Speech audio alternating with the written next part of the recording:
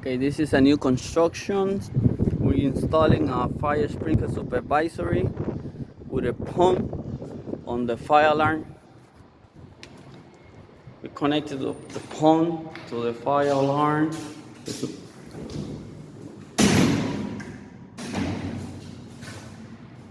Okay, that's gonna be the sprinkler supervisory. That's a pre-wire. Everything is pre-wired. We're gonna connect it to the alarm.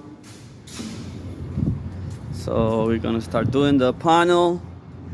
The next bit is gonna be everything testing and everything normal. We put in surge protector on every device coming from the other building to protect my panel.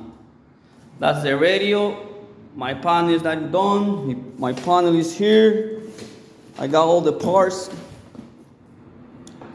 Everything here. Fire alarm. Let's do this.